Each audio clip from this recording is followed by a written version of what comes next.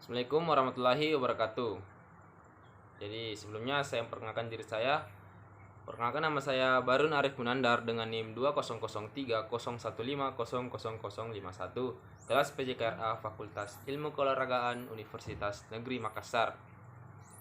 Jadi pada kesempatan kali ini saya akan mempresentasikan PowerPoint saya yang berjudul Peranan Olahraga dalam Pengembangan Disiplin dan Kerjasama. Langsung saja. Yang pertama, pengertian disiplin.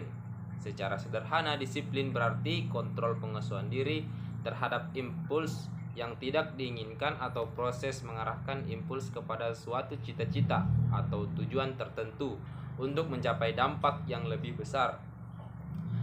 Manifestasi sikap disiplin dapat dilihat dari kesediaan untuk merespon dan bertindak terhadap nilai-nilai yang berlaku dalam bentuk ketentuan, tata tertib, aturan, tatanan hidup, atau kaidah tertentu. Berikutnya, disiplin diri. Disiplin dapat dibedakan menjadi disiplin diri dan disiplin semu. Dari Setiobrata tahun 1993. Disiplin diri adalah disiplin yang ditanamkan atas dasar pemahaman dan kesadaran lebih mendalam untuk menghargai dan memenuhi segala nilai, norma, dan kaidah yang berlaku, tanpa terpeduli terhadap tidaknya pengawasan, sanksi, hukuman, atau penghargaan. Disiplin semu tidak akan bertahan lama dan hanya akan muncul jika diawasi, takut pada ancaman, hukuman, atau sanksi guru atau pelatih.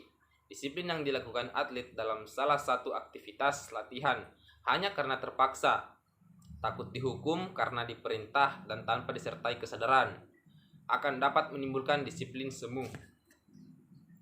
Berikutnya, mekanisme menumbuhkan disiplin dalam olahraga.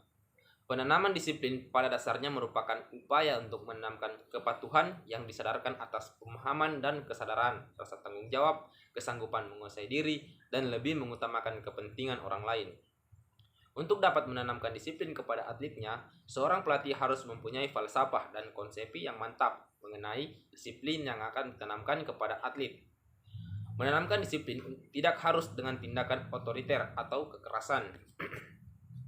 Berikutnya, pengertian kerjasama. Kerjasama atau cooperation adalah gejala saling mendekati untuk mengurus kepentingan bersama dan tujuan bersama. Itu ujar dari Pollack tahun 1985. Kebalikan kerjasama adalah pertentangan kedua istilah ini merupakan dua sifat yang dapat dijumpai dalam seluruh proses sosial di masyarakat, di antara individu dengan individu, kelompok dengan kelompok, dan individu dengan kelompok. Baiklah, berikutnya persyaratan kerjasama, yaitu pertama, kerjasama harus disadari oleh kepentingan yang sama. Yang kedua, kerjasama harus disadari oleh prinsip keadilan. Yang ketiga, kerjasama harus dilandasi oleh keinginan untuk mengerti dan memahami. Yang keempat, kerjasama akan terbentuk apabila semua orang memiliki tujuan serupa tentang hal yang ingin dicapai. Yang kelima, kerjasama akan lebih mudah terjadi. Yang keenam, kerjasama akan terbangun jika dilandasi oleh prinsip saling melayani. Yang ke-8, kerjasama merupakan perwujudan tanggung jawab dari tiap orang yang terlibat dalam kelompok. Yang ke-9, penghargaan memainkan peranan penting dalam proses kerjasama. Yang ke-10, kerjasama harus dilandasi oleh kompromi. Jenis kerjasama dapat ditinjau dari beberapa aspek. Yang pertama, kerjasama setara dan tidak setara. Yang kedua, kerjasama ditinjau dari proses kerjanya dapat dibedakan menjadi: pertama, kerjasama koaksi. Yang kedua, kerjasama suplementar.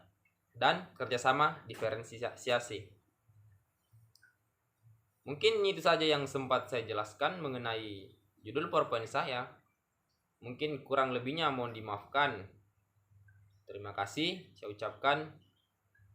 Wabillahi taufiq wal hidayah. Wassalamualaikum warahmatullahi wabarakatuh. Dan salam olahraga.